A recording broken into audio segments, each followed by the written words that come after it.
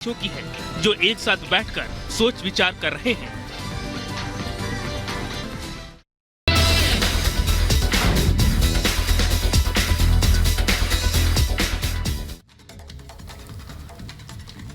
और आज राष्ट्रपति द्रौपदी मुर्मू अयोध्या के दौरे पर रहेंगी, जहां वो भगवान रामलला के दर्शन पूजन करेंगे। देखिए 1 मिनट में पूरी खबर।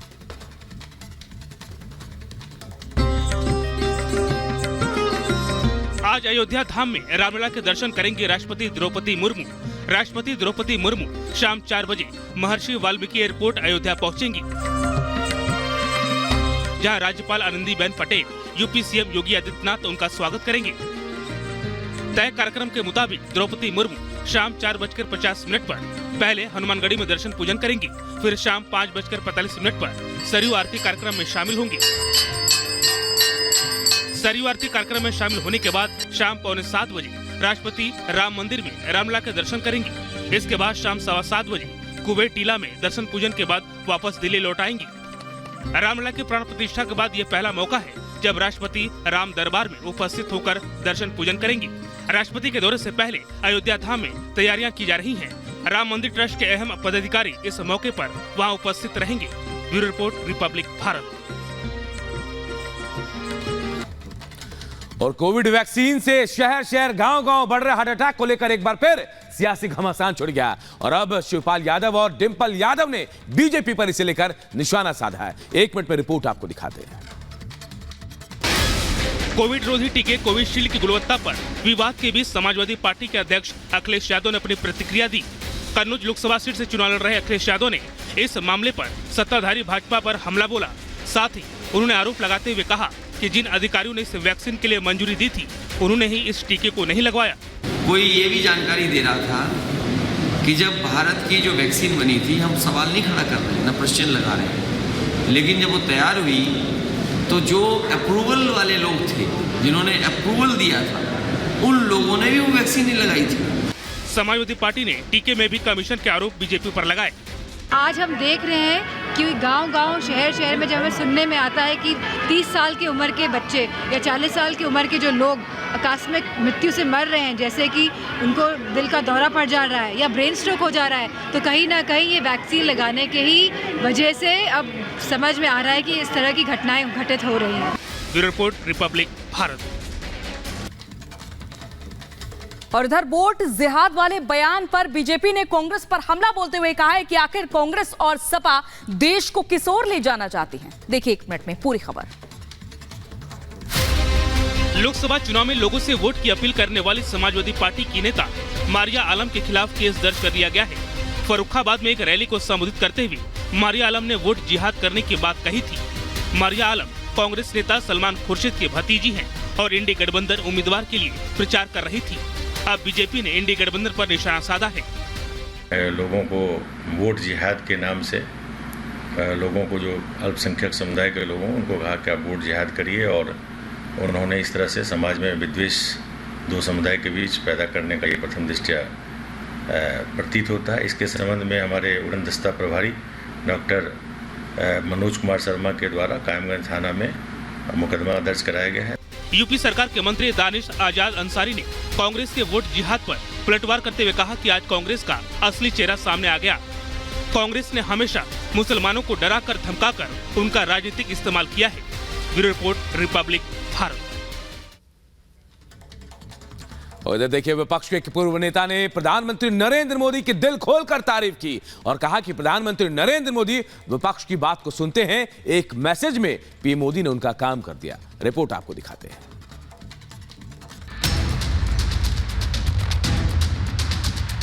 गुजरात में विपक्ष के पूर्व नेता अर्जुन मोढवाडिया ने पीएम मोदी को लेकर बड़ी बात कही है।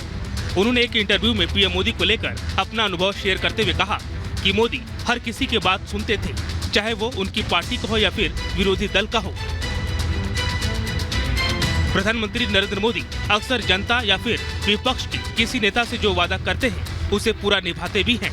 लीडर ऑफ अपोजिशन था, मैं अपना स्टैंड उस समय रखता था, तो उस समय मोदी जी हमें ये कहते थे कि आप अपोजिशन में से जब बोलते हैं तो हमारी सरकार उसका नोट डाउन करती है और उसमें जो इम्प्लीमेंट करने लायक हैं वो इम्प्लीमेंट भी करते हैं।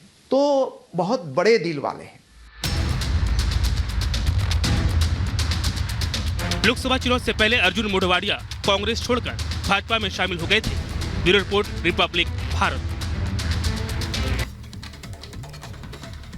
और लोकसभा के 2 चरणों में कम वोटिंग को लेकर फैलाई जा रही अफवाह पर चुनाव आयोग ने आंकड़ों के साथ जवाब दिया है और ये आंकड़े कह रहे हैं कि 2019 के मुकाबले सिर्फ 3% ही वोटिंग कम हुई है। देखिए रिपोर्ट।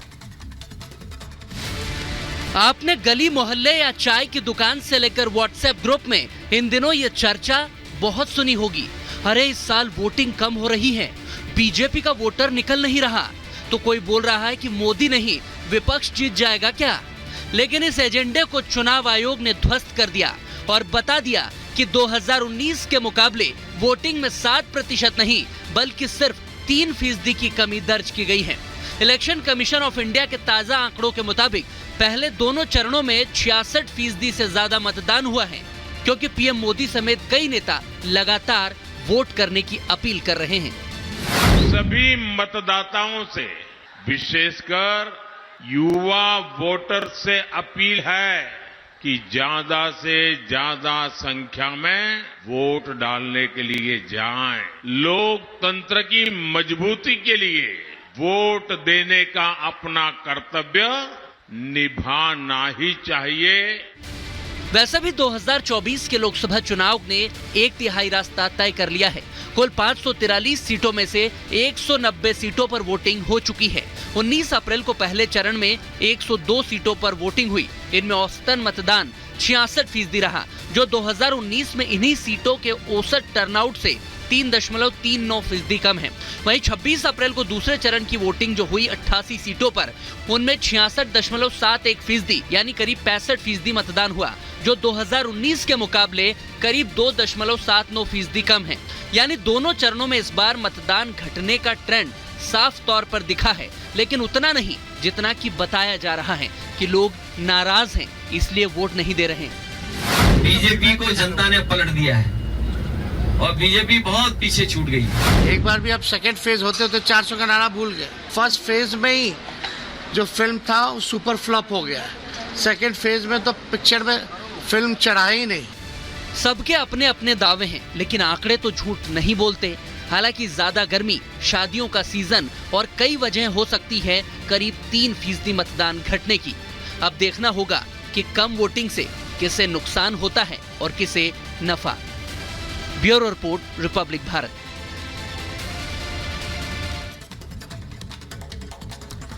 इधर प्रधानमंत्री नरेंद्र मोदी ने पुणे में बिना नाम लिए शरद पवार पर तंज कसा और इस तंज के बाद शरद पवार ने भी पलटवार किया। क्या कुछ कहा, इस रिपोर्ट में आपको बताते हैं।